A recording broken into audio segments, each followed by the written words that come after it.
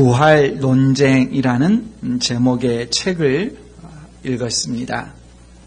부활을 부인하는 앤토니 풀루라고 하는 사람과 부활을 믿는 게리 하버마스 두 사람 사이의 논쟁을 기록한 책입니다.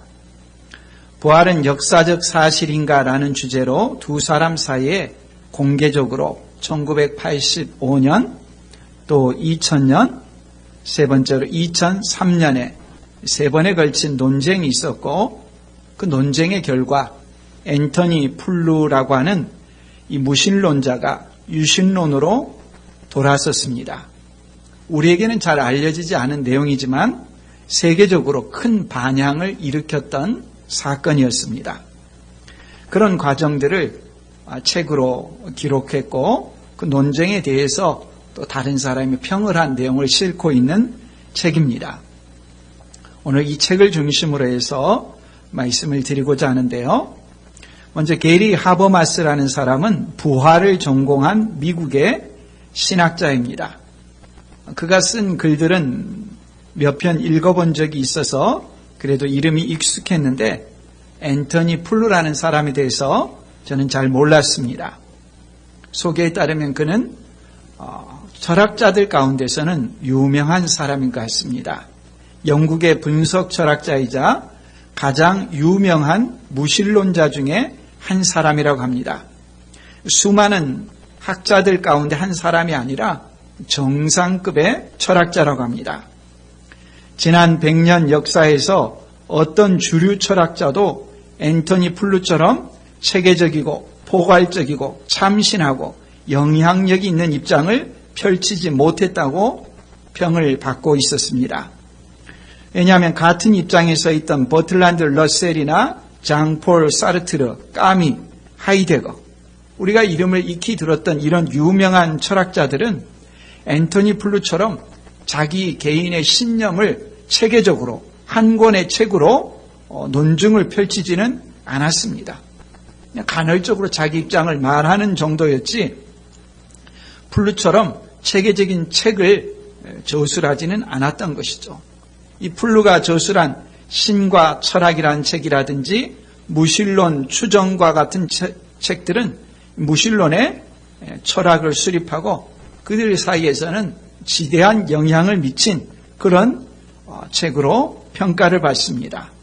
이 무신론자로서 명성을 떨치고 책을 저술했던 앤토니 풀루가 부활 논쟁을 거치면서 80세의 나이에 무신론에서 유신론으로 돌아섰습니다. 주의할 것은 유신론이지 성경이 말하는 하나님을 믿는다는 말은 아닙니다. 그가 말하는 유신론이라는 것은 무신론의 한계를 느끼고 유신론으로 돌아섰다. 신은 있다라고 믿기는 하지만 성경이 말하는 신이 아니라 철학자의 신입니다. 아리스토텔레스의 신관념이라고 그는 평을 합니다. 적어도 그가 무신론의 한계를 느끼고 돌아섰다는 것이 중요한 것 가운데 하나이죠. 책을 읽으면서 보니까 이 사람이 대단히 지적으로 정직한 사람이라는 것을 알 수 있었습니다. 증거가 이끄는 대로 가고 때로는 수긍을 하고 자기 견해를 바꾸기도 하는 것을 보았습니다. 그러면서 그가 신과 철학이라는 제목을 책에 냈던 것을 개정판을 출간했는데 그 하는 말이 그 책의 초판은 더 이상 의미가 없다라고 말합니다. 두 사람 사이에 논쟁에 관한 책을 읽으면서 무신론자들이 부활에 대해서 받아들이기 어려운 점이 무엇인가 하는 것을 무신론자 입장에서 듣게 됐습니다. 이 책에 나오는 내용을 중심으로 부활의 증거와 의미를 상고하려고 합니다. 두 사람이 논쟁을 하는데 먼저 게리 하버마스가 부활을 믿는 게리 하버마스가 공통된 출발점, 공통된 사실로부터서 나가자고 합니다. 주관적인 감정이나 개인적인 확신이나 신념이나 종교적인 교리나 심지어 성경의 권위에 대한 주장도 다 내려놓고 모든 사람이 다 동의할 만한 사실들로부터 출발하자. 그래야 대화가 되지 않습니까? 무신론자도 역사적인 사실로 받아들이고 또 부활을 믿는 사람도 그 받아들이는 기초로부터 출발해서 한번 대화를 해보자 이렇게 제안을 합니다. 그러면서 대부분의 부활을 믿지 않는 비판적인 학자들조차 받아들이는 최소한의 증거로서 게리 하버마스는 12가지를 말합니다. 첫 번째는 예수님은 십자가 처형으로 죽임을 당했다. 두 번째, 그는 장사되었다. 세 번째, 예수님의 죽음은 그의 제자들에게 절망감을 안겨주었다. 예수님의 삶이 끝났다고 믿었기 때문이다. 네 번째, 위의 사실들만큼 널리 받아들여지지는 않지만 많은 학자들이 예수님의 무덤이 며칠 후 비어있는 채로 발견되었다고 인정한다. 다섯 번째, 제자들은 부활하신 예수님의 현현이라고 믿게 된 사건들을 여러 번 경험했다. 여섯 번째, 제자들은 예수님과 함께 있었다는 사실을 밝히는 것조차 두려워하던 상태에서 그분의 죽음과 부활을 선포하는 담대한 자들로 변화되었다. 일곱 번째, 이 메시지는 초대교회 설교의 핵심이었다. 여덟 번째, 이 메시지는 특히 얼마 전 예수님이 죽고 장사되었던 곳인 예루살렘에서 선포되었다.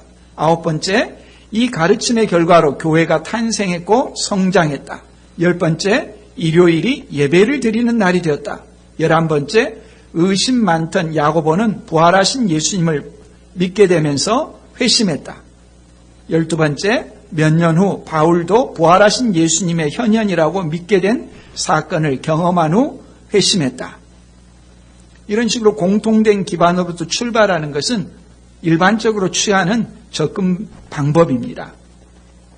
게리 하버마스는 이처럼 12가지를 제시하는데 학자들마다 그 가지수는 다르죠. 이 12가지를 말하자 사회자가 앤토니 플루에게 묻습니다. 하버마스가 이렇게 12가지를 제시했는데 여기에 대해서 이의가 없느냐, 다 받아들이느냐. 무신론자 플루가 두 가지에 대해서 의문을 제기합니다. 첫 번째 내용과 두 번째 내용입니다. 첫 번째 내용은 무엇인가 하면 예수님께서 십자가에 처형당해 죽었다는 것이죠. 플루는 십자가 처형당한 것은 동의하지만 그 십자가에서 정말 죽으셨을까 하고 묻습니다. 예수님이 십자가에 달리신 지 약 6시간 만에 오전 9시에 십자가에 달려서 해지기 직전에 내렸습니다. 6시간 만에 예수님께서 정말 운명하셨을까? 완전히 죽지 않은 채 시신이 내려져서 소생한 그런 가능성이 있다. 이렇게 의문을 제기합니다. 두 번째 내용은 받아들이기 어렵다고 두 번째 말한 내용은 하버마스가 말한 두 번째 내용, 실제로 장사 지낸 그 증거의 여부입니다. 정말 장사 지냈다는 증거가 어디에 있느냐 하는 것입니다. 이 두 가지에 대해서 이제 답을 하는데요. 게리 하버마스는 플루가 십자가 처형에는 동의하지만 죽었다는 것에 대해서는 확실하지 않다라고 하는 말에 대해서 논증을 합니다. 어떻게 논증하냐면 십자가에 처형당했다는 것을 동의한다면 그 결론으로는 죽으셨다는 것이 거의 필연적이라는 것입니다. 상당수 의사들이 십자가 실험을 위해서 자원자를 모집했다고 합니다. 예수님처럼 실제 손과 발에 못을 박지는 않지만 또 십자가 나무에 공개적으로 이렇게 매달지는 않지만 그 형태를 그대로 빌려서 실험을 통해서 십자가에서는 결코 죽는 신용을 할 수 없다는 그 결론을 도출했습니다. 사람들이 이 십자가와 같이 공중에 매달려 있을 때 어떤 일이 일어나는가 하는 것을 관찰했습니다. 만일 머리보다 팔이 더 높이 들린 상태로 매달려 있으면 이 폐 주변에 근육들이 있는데 늑간근, 흉근, 삼각근 등 이 폐 주변의 근육에 몸에 무게가 실리고 이로 인해서 폐에 압박이 가해진다고 합니다. 몸무게가 이 근육들을 끌어내리면 몸은 십자가 아랫부분으로 처지게 되고 무릎이 꺾여 몸 전체가 고꾸라집니다. 그러면 자연스럽게 질식하기 시작합니다. 독일 쾰른에서 한 의사가 남자 자원자들을 벽에 묶은 적이 있는데 자원자들은 최장 12분 만에 의식을 잃었다고 합니다. 의식을 잃으면 그 자세로는 더 이상 생명을 유지할 수가 없습니다. 그러므로 십자가에 매달려 있는 사람들은 십자가에 달려 있을 때 발이 묶여 있거나 못 박혀 있다면 그 묶인 발 또는 십자가에 못 박힌 발을 지지대 삼아서 몸을 자꾸 위로 올리려고 한다고 합니다. 아래로 놓이게 되면 질식해서 죽어가서 답답하기 때문에 살기 위한 본능적인 움직임으로 발을 지지대 삼아서 자꾸 몸을 위로 밀어 올리는 것이죠. 자꾸 올렸다 저절로 내려갔다 다시 올렸다 이 과정을 반복하는데 더 이상 자기 스스로 몸을 위로 올릴 수 없게 되게 되면 축 아래로 처지게 되죠. 그러면 상황이 끝나는 것입니다. 발은 못 박혀 있지. 그걸 지지대 삼아 자꾸 올리려고 하지. 그러니 다리에 피는 더 계속해서 날 것이고 힘은 빠지고 그런 과정이 계속되다가 결국 더 이상 자기 몸을 위로 밀어 올릴 수 없게 되면 질식사하는 것이죠. 예수님의 사형을 집행한 로마 백부장이 해야 되는 일은 언제 예수님이 서 있고 언제 아래쪽으로 내려와 있느냐는 것을 감시하는 것입니다. 더 이상 위로 올리지 못하고 아래로 내려와 있는 채로 약 30분이 경과했다면 예수님이 죽었다고 확신할 수 있는 것이죠. 그뿐 아니라 고대 사회에서는 죽어가는 사형수에게 최후의 일격을 가하는 일종의 안락사가 행해졌습니다. 일본 소설들 무사들 이야기 읽어보면 그렇지 않습니까? 할복을 할 때 그 사람에게 도움을 주는 방식은 뒤에서 목을 쳐서 이렇게 빨리 죽도록 해주는 것이죠. 로마 군인들이 십자가 처형에 안락사를 돕는 방식은 다리를 자꾸 위로 올려가지고 생명이 길게 되지 못하도록 발을 꺾어버리는 것이죠. 발을 꺾어버리면은 뼈를 꺾어버리면 위로 올리지 못한 채 질식을 하게 되죠. 우리가 성경에서 보면은 예수님 좌우편에 있는 강도들은 그때까지 살아있어서 다리를 꺾는 방식을 취했죠. 예수님은 이미 30분 이상 미동도 없는 채로 십자가에서 아래쪽으로 축 처져 있는 채로 죽은 것이 확인되었기 때문에 다리를 굳이 꺾을 필요 없이 그 고생을 할 필요 없이 로마 군병들이 옆구리를 창으로 찌릅니다. 창으로 찔렀더니 물과 피가 나왔다고 했습니다. 그것은 심장이 찔렸다는 의미죠. 그러므로 예수님께서 십자가 처형을 받으셨다는 사실에 플루가 동의한다면 그것은 예수님이 죽었다는 것을 의미하는 것이다. 그걸 부인할 수 있는 사람은 없다는 것이죠. 의사들도 그런 과정을 실험을 했다는 것입니다. 이런 설명을 듣고 나서 플루는 예수님께서 십자가 달려 죽으셨다는 이 하버마스의 논증을 받아들입니다. 그런 의미에 있어서 이 플루가 정직한 학자라는 것이죠. 실증과 그런 과정과 그런 내용을 다 설명을 했을 때 그 내용을 그가 그대로 받아들였습니다. 그러면서 그가 또다시 반론을 제기합니다. 그렇지만 제자들이 예수님을 보았다라고 말하는 것은 부활하신 주님을 본 것이 아니라 어떤 환영을 본 것이다 라고 이렇게 반론을 제기합니다. 이건 나중에 말씀을 드리겠습니다. 플루의 의문 두 번째는 실제로 장사를 지낸 증거가 있느냐 하는 것입니다. 거기에 대해서 게리 하버마스는 두 가지 이중의 증거를 제시합니다. 먼저 성경이 예수님께서 장사 지냈다는 것을 기록하고 있고 이 첫 번째 증거고, 두 번째는 초대 교회 시대에 그때 당시 역사 기록 가운데 예수님께서 장사 지냈다는 것에 대해서 반박하는 어떤 기록도 없다는 것입니다. 장사된 기록과 또 반대 증거가 없다는 것은 이중의 증거가 될 수 있죠. 거기다가 추가로 말하자면 예수님께서 십자가에 못 박히도록 종교 지도자들이 계속해서 추진했고 그것을 강요하고 행했습니다. 예수님의 십자가 처형의 과정을 과연 유대 종교 지도자들이 방관했겠느냐? 그렇지 않다는 거죠. 예수님을 십자가에 못 박도록 했다면 그들이 모든 과정들을 다 지켜보았다는 것입니다. 그들이 주시하고 있기 때문에 예수님께서 죽지 않은 채 십자가에서 내려올 수 없고 그들은 그 모든 과정을 꼼꼼히 확인했을 것입니다. 유대인들이 얼마나 철저한 사람들입니까? 예수님을 기어코 십자가에 처형하려고 했던 사람들 예수님의 그 모든 죽음의 과정들을 다 확인하고 그건 그 마지막 무덤에 묻을 때까지 지속되는 과정이라는 거죠. 게다가 당시 로마 군인들의 임무는 결과를 확인하고 마무리 짓는 것인데 그 의무에는 시신의 매장까지 포함되어 있다고 합니다. 로마 군인들이 예수님에 대해서 죽고 처형되고 매장되는 것까지 다 확인했을 것을 의미하는 것이죠. 또 그뿐이 아닙니다. 장사 이야기를 성경이 조작하지 않았다는 것을 두 가지 내용을 추가하자면 예수님이 죽으셨 다음에 아리마대 사람 요셉이라는 사람이 갑자기 등장합니다.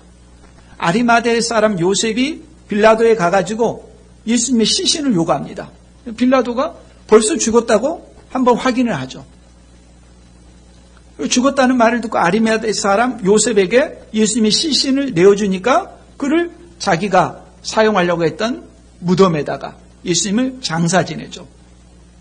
여기서 우리가 생각해 볼 수 있는 것은 만일에 성경이 무엇을 조작하려고 한다면 지금까지 한 번도 등장하지 않던 사람을 갑자기 유일하게 한 번 이 기회에 등장시켜서 그 이름을 거론하고 그가 그렇게 일을 했다고 알리바이로 조작할 수 있겠느냐? 상식적으로 그런 식으로 글을 쓰지는 않는다는 것입니다. 잘 알려진 어떤 사람을 제시하거나 익히 알려진 사람을 통해서 이런 일을 했다고 말하는 것이지 한 번도 등장하지 않은 사람을 등장시켜서 예수님의 시신을 이렇게 다루는 그런 방식으로 기록하지는 않는 것이죠. 게다가 또 예수님의 빈 무덤을 제일 먼저 목격한 사람에 대해서 공관복음에 보면 여인들을 등장시킵니다. 이것이 아주 특이합니다. 당시 주중의 세계에서는 여성들이 법정에서 증언할 수 없었습니다. 중대한 사안일수록 그랬어요.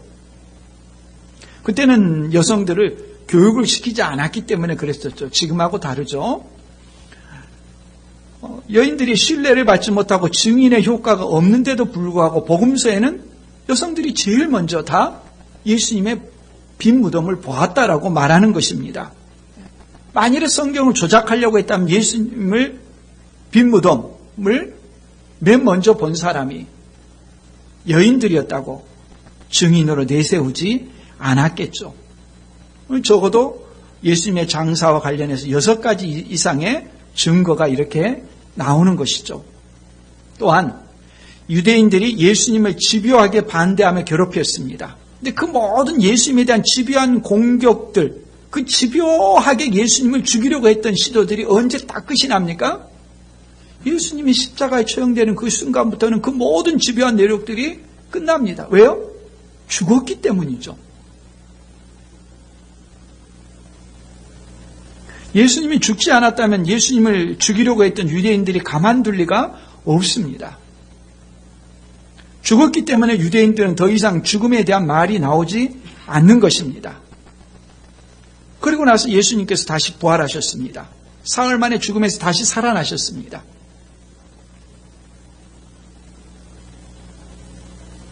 죽고 장사된 다음에 무덤이 비었다는 말이 돌았을 때 사람들은 그냥 있지 않았을 것입니다. 오늘날도 누군가가 그냥 법정이나 경찰서에 출두한다고 하면은 얼마나 많은 기자들이 달라들어서 사진을 찍고 인터뷰를 하려고 애를 씁니까? 예수님께서 십자가 달려 죽으시고 묻힌 곳은 바로 예루살렘 근처입니다. 몇 개의 마을만 지나면 됩니다. 예수님이 정말 죽고 부활하신 것이 아니라면 예루살렘은 부활의 선포를 하기 어려운 장소입니다. 언제든지 확인할 수 있기 때문입니다. 하버마스는 부활에 대한 최고의 증거로 사도 바울을 꼽습니다. 물론 예수님의 동생 야고보도 예수님의 부활의 증거가 됩니다. 야고보는 예수님의 생애 내내 믿지 않았던 사람이었죠. 바울도 부활하신 예수님을 만났다고 확신하기 전까지는 믿지 않던 사람들입니다. 오히려 대적했던 사람들이죠. 예수님이 부활하지 않았다면, 그것을 경험하지 않았다면 그들은 결코 예수님을 믿지 않았을 것입니다. 야고보와 바울은 부활하신 예수님을 보고서 변화되었다는 단적인 증거 가운데 하나인 것이죠. 바울은 고린도전서 15장에서 자신이 부활하신 예수 그리스도를 보았다고 분명히 증거하고 있습니다. 그러면서 부활하신 예수님을 보았던 사람들의 명단을 제시합니다. 15장, 고린도전서 15장 5절에서 7절에 보면 그 목록이 나옵니다. 게바에게 보이시고, 게바는 베드로의 다른 이름이죠. 12제자, 500여 형제, 야고보, 모든 사도, 그리고 맨 나중에 만삭되지 못하여 난자 같은 칠삭동이 같은 바울 자신에게도 부활하신 예수님께서 나타나셨다. 이렇게 그 목록을 제시합니다. 이 명단이 왜 중요하냐? 앤토니 플루가 예수님 죽었다는 것은 동의하지만 부활하신 예수님 본 것은 실제 부활한 모습이 아니라 환영일 수 있다. 이런 말을 했지 않습니까? 환영이 아니라는 증거가 됩니다.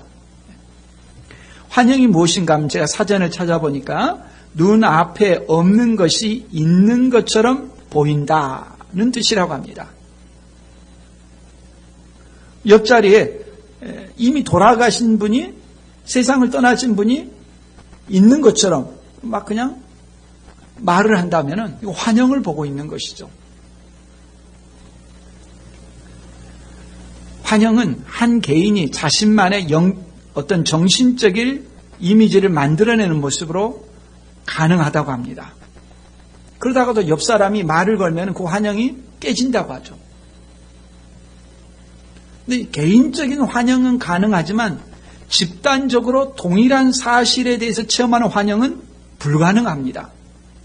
이게 중요한 것이죠. 고린도전서 15장에 나온 부활 목격 리스트에는 집단적으로 본 경우가 3경우나 나옵니다. 12제자, 모든 사도들, 500의 형제들. 집단으로 500명이나 된 사람이 동일한 환영을 체험할 수 있다? 차라리 이 기적은 부활보다도 더 어려운 기적이니까 500여 명이 동시에 환영을 보는 것을 믿느니 차라리 부활을 믿는 것이 낫다라고 말할 정도입니다. 더욱이 부활을 목격한 사람들은 다양한 상황에서 다양한 사람들이었습니다. 남자도 있고 여자도 있고 야외에서도 있었고 실내에서도 있었습니다. 걷고 있거나 앉아 있거나 서 있었습니다. 그러므로 이들이 환영을 보았다라고 말하는 것은 불가능한 반박을 하는 것입니다. 야고보와 바울은 부활하신 예수님을 보기 이전에는 불신자였기 때문에 환영을 만들어낼 이유도 없고 그럴 가능성도 없습니다. 결국 부활은 증거의 문제가 아니죠. 고대 역사에서 어떤 이적보다도 부활은 더 튼튼하고 단단하고 짜임새 있고 촘촘한 증거들로 가득 차 있습니다. 증거의 문제가 아닌 다른 문제겠죠. 뭘까요? 의심과 불신앙이죠. 하버마스 자신의 체험을 이야기합니다. 하버마스가 회의주의자였을 때의 일이라고 합니다. 그가 살던 집에는 커다란 나무가 한 그루 있었는데 그 나무를 보면서 이런 생각을 했다고 합니다. 만일 하나님이 정말 실제하신다면 이 나무를 쓰러뜨릴 수 있을 거야. 그 나무를 한참 동안 쳐다봤습니다. 아무 일도 일어나지 않죠. 당연하죠. 그럴 줄 알았으며 발길을 돌렸습니다. 그런데 그날 밤 태풍이 불어서 그 나무가 쓰러졌습니다. 딱 그 나무 한 그루만 쓰러졌습니다. 그 이후로도 몇 해 동안 그 나무 앞을 매일 지나다녔지만 그의 의심에는 전혀 변화가 일어나지 않았습니다. 증거의 문제가 아니죠. 부활의 사실을 받아들이는 것은 믿음입니다. 예수님의 12제자 가운데 한 사람이었던 도마는 흔히 의심 많은 도마라고 불립니다. 부활하신 예수님이 오셨을 때 도마는 그 자리에 없었어. 다른 제자들이 부활하신 주님을 보았다고 하니까 도마는 그럴 리가 없다면서, 내가 그의 손에 못자국을 보며 내 손가락을 그 못자국에 넣으며 내 손을 그 옆구리에 넣어보지 않고는 믿지 아니하겠노라. 예수님이 십자가에 못 박힐 때 손과 발이 못 박혔으니까 그 못 박힌 곳에 자기 손가락을 넣어보겠다는 것입니다. 실증주의자죠. 그런 도마에게 예수님께서 오셔서 말씀하셨습니다. 요한복음 20장 27절 이하에 보면 도마에게 이르시되 내 손가락을 이리 내밀어 내 손을 보고 내 손을 내밀어 내 옆구리에 넣어보라. 그리하여 믿음 없는 자가 되지 말고 믿는 자가 되라. 도마가 대답하여 이르되 나의 주님이시오 나의 하나님이시니이다. 예수께서 이르시되 그 다음 뭐라고 하십니까? 너는 나를 본고로 믿느냐? 보지 못하고 믿는 자들은 복되도다. 보지 못하고 믿을 수 있다는 것이죠. 보는 것이 믿음을 창출하는 것은 아닙니다. 세상은 보는 것이 믿는 것이다라고 말하지만 하나님의 백성들은 보지 못하고도 믿는 자들입니다.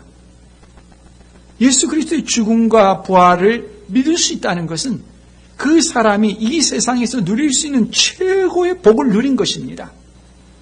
그보다 더 큰 복이 어디에 있습니까? 사도 바울은 부활을 직접 목격한 자로서 부활의 의미에 대해서 오늘 본문 우리가 읽은 내용에서 말하고 있습니다. 다른 모든 종교들은 부활이 없어도 아무 상관이 없어요. 부활이 없어도 도덕적인 가르침으로 얼마든지 종교를 구성할 수 있어요. 기독교는 그렇지 않습니다. 예수 그리스도의 죽으심과 부활이 없으면 기독교는 허구입니다. 거짓입니다. 가짜입니다. 잘못된 것을 가르치고 미혹시키는 것입니다. 기독교는 철저히 예수 그리스도의 죽음과 부활에 기초하는 것입니다. 부활은 기독교의 생명입니다. 왜 그렇습니까? 오늘 말씀 16절에 보면 만일 죽은 자가 다시 살아나는 일이 없으면 그리스도도 다시 살아나신 일이 없었을 터이요. 그리스도께서 다시 살아나신 일이 없으면 너희의 믿음도 헛되고, 그 다음 뭡니까? 중요합니다. 너희가 여전히 죄 가운데 있을 것이요. 또한 그리스도 안에서 잠자는 자도 망하였으리. 이미 죽은 자들도 아무 소망이 없고 다 망한 인생이라는 거죠. 만일 그리스도 안에서 우리가 바라는 것이 다만 이 세상의 삶뿐이면 모든 사람 가운데 우리가 더욱 불쌍한 자이리라. 부활이 없다면 부활을 기념하는 주일에 함께 나와서 예배드리는 것이 얼마나 미련한 짓이냐는 것이죠. 기독교는 단지 도덕적인 가르침이 아닙니다. 부활이 없는 도덕은 기독교가 아닙니다. 부활은 기독교가 서고 넘어지는 것입니다. 부활이 없으면 너희가 여전히 죄 가운데 있을 것이요. 중요한 것이죠. 예수님은 십자가에 달려 죽으시기 전에 몇 번이고 가르쳤습니다. 예수님의 죽으심은 우리 죄의 형벌을 대신하는 십자가에서 하나님의 진노의 형벌을 받는 죽음이다. 우리의 죄값이 다 치러졌다는 증거는 십자가에 달려 죽으신 예수님을 하나님께서 죽음으로부터 그를 다시 살리시는 것이다. 부활하는 것이라고 말씀하셨습니다. 예수님이 십자가에 죽으신 지 사흘 만에 다시 살아나신 것은 하나님께서 죄인들의 모든 죄값을 완전히 다 공의로 만족하셨다는 것을 의미하는 것이고, 그 증거로서 예수님을 다시 살리신 것이죠. 그러므로 예수님께서 죽음에서 다시 살아나지 못하면 여전히 우리 죄는 그대로 남아있는 것이고 영원히 우리 스스로가 심판의 형벌을 받아야 되는 거죠. 그러나 예수님이 죽음에서 다시 살아나심으로 우리 죄값을 치렀다는 증거가 되기 때문에 그 부활은 우리 기독교의 가장 중요한 기초가 되는 것입니다. 부활이 없으면 우리의 신앙은 헛것입니다. 부활은 죄에 대한 승리입니다. 부활이 없으면 죄에 대한 아무 해결이 없습니다. 기독교는 철저히 예수님의 죽으심과 부활에 매여 있는 것이죠. 앤토니 플루는 무신론에서 유신론으로 전향을 했지만 여전히 성경이 계시하는 하나님을 믿지는 않았습니다. 그 이유가 뭐냐? 성경이 계시하는 하나님을 믿기 가장 어렵고 큰 이유는 무엇이었는가 하면 악의 문제였습니다. 앤토니 플루는 성경의 하나님을 믿는 대신에 아리스토텔레스가 말하는 철학적인 신을 택했습니다. 바로 이 고통의 문제, 악의 문제 때문에 그랬던 것이죠. 철학적인 신은 어떤 신이냐? 이신론적인 신입니다. 가장 흔히 말하는 비유가 시계공과 시계의 비유죠. 시계공이 시계를 만든 다음에 그 시계를 그냥 판매하면 끝입니다. 그때 판매하는 순간부터 만든 다음부터는 시계공은 상관이 없습니다. 시계는 그냥 작동하는 것이고 돌아가는 것입니다. 철학자들이 말하는 이신론의 신이라고 하는 것은 그냥 세상을 창조하고 사람을 만든 것으로 그칩니다. 더 이상 개입하지 않습니다. 알아서 자동화된 시스템으로 그냥 돌아가면 됩니다.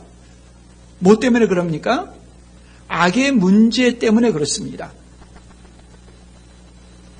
그냥 세상을 만들고 세상이 그냥 돌아가는 방식 가운데 악이 생기고 악이 횡행합니다. 신을 보호하고자 하는 거예요. 신이 세상을 만들었는데 왜 악이 생겼느냐? 신과 무관한 그런 문제로서 다루기 위해서 세상을 만들게만 했다. 시계공처럼. 그 다음에 그냥 자동화된 메커니즘으로 지구는 돌아가고 사람들은 살아가고 사람들 사이에 악이 생겼다는 것이죠.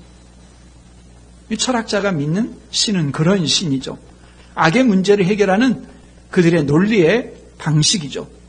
천지를 창조한 다음에 개입하지 않는 것이죠. 많은 사람들의 고민이기도 합니다. 성경이 말하는 신은, 성경이 가르치는 하나님은 전능하신 하나님이십니다. 주권자이십니다. 하나님은 전능하시고 주권자이신데 왜 세상 가운데는 악이 있느냐? 왜 악한 자들이 잘 사느냐? 남을 속이고도 떵떵거리며 살아가느냐? 하나님은 계시지 않는 것 아니냐? 그렇게 말하지 않습니까? 근데 악의 문제는 악의 문제만으로 끝나는 것이 아니라 필연적으로 같이 함께 다뤄야 되는 주제가 있습니다. 무엇입니까? 자유의지입니다. 둘은 뗄 수 없는 관계에 있습니다. 악의 문제와 자유의지의 문제는 서로 연결되어 있습니다. 악이 생기지 않게 하려면 자유의지를 주지 않으면 됩니다. 코로나19 바이러스가 퍼지려고 하면은 퍼지지 못하도록 막아버리면 됩니다. 애초에 그냥 막아버리면 돼요. 에덴 동산에서 아담과 하와가 선악과를 먹지 않도록 아예 처음부터서 그렇게 막아버리면 됩니다. 잔인한 독재자들과 독재 정권은 처음부터서 없애버리거나 즉각 응징하는 것입니다. 문제가 생길 때마다 즉각 개입해가지고 그런 일이 생기지 않도록 다 막아버리고 죄를 행할 수 있는 그런 가능성을 원천으로 차단해버리면 인간은 어떤 존재입니까? 자유의지가 없는 존재입니다. 스스로 판단하고 행동하지 못하는 프로그램이 주입되어 있는 기계 같은 존재가 되고 마는 것이죠.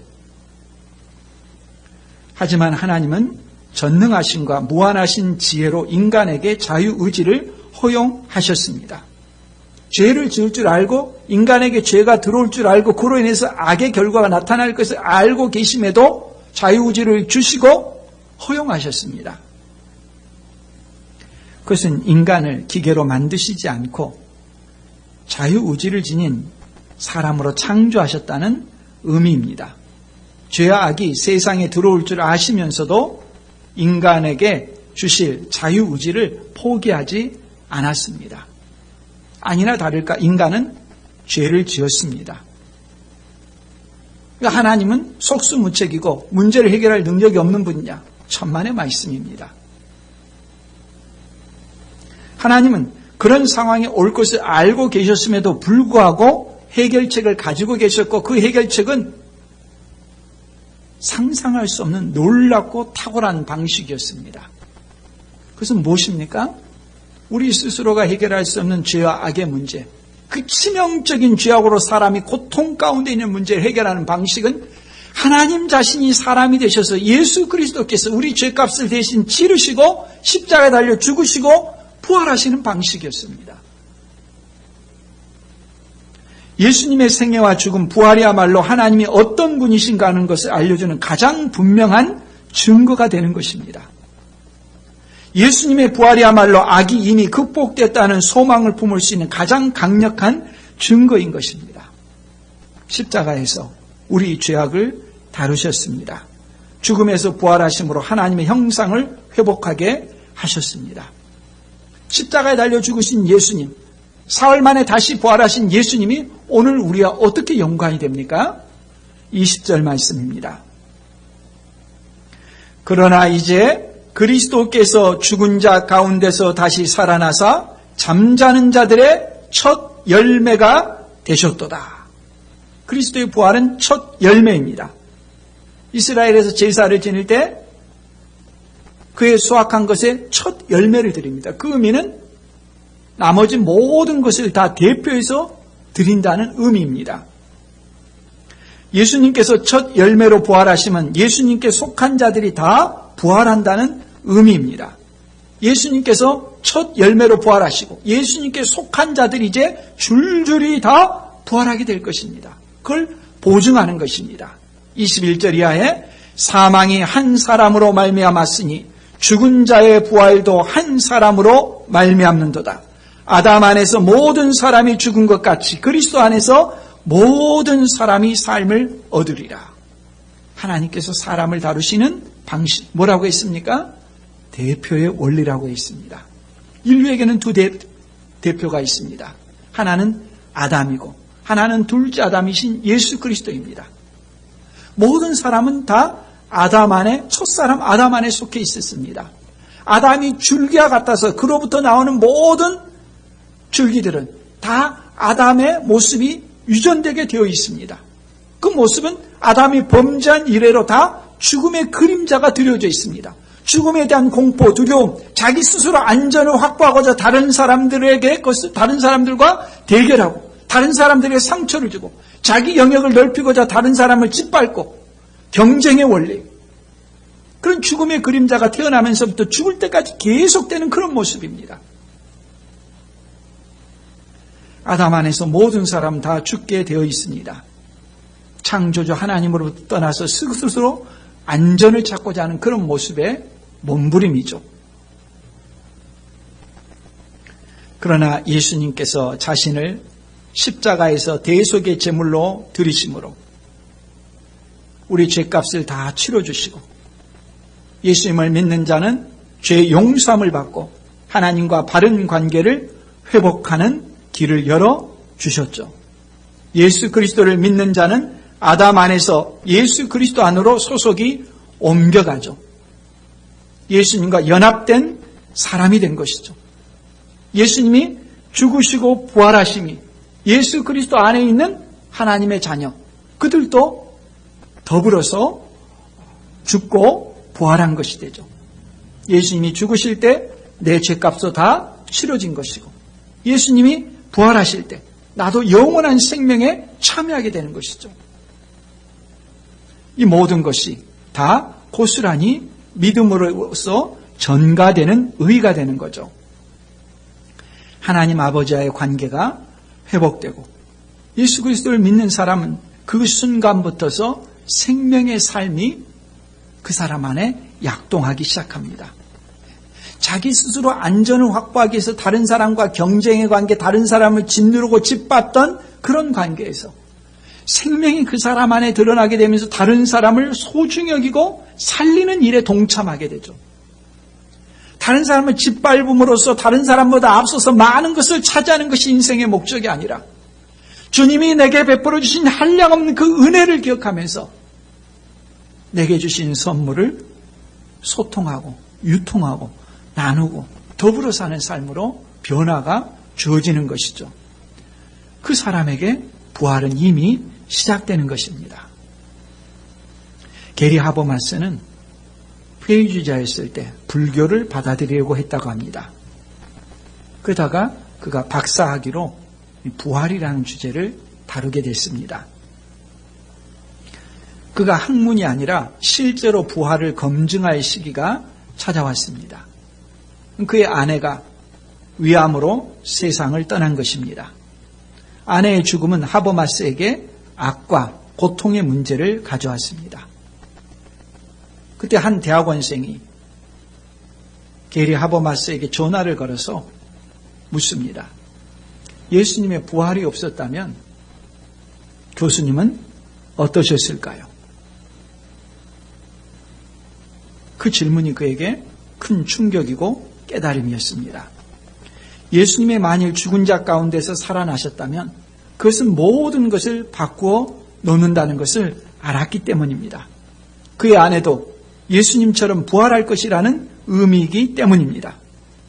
아내의 죽음을 마주하고 앉아있는 그에게 부활이라는 것은 관념이 아니라 실제고 자기 삶을 실제로 바꾸는 것이고 다시 만날 것을 기대하는 것이라는 것을 알았던 것이죠.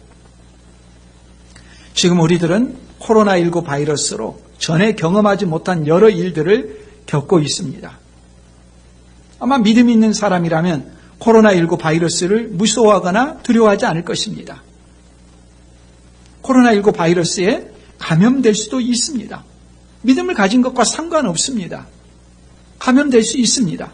그리고 그 과정에서 죽을 수도 있습니다. 그러나 우리가 확신하는 것은 무엇입니까? 어떤 과정을 거쳐 죽더라도 우리가 분명히 아는 것은 우리가 예수 그리스도와 함께 십자가 달려 죽었고 주님과 더불어서 영원한 생명을 누린다는 것입니다.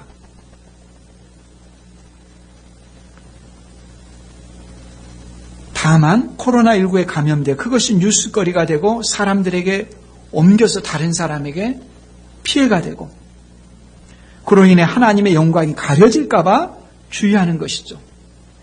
코로나19 바이러스만이 아닙니다. 삶의 모든 영역에서 하나님의 자녀들은 두려워하지 않습니다. 경제적인 문제의 궁핍함에 그 사람의 삶이 쪼그라들지 않습니다.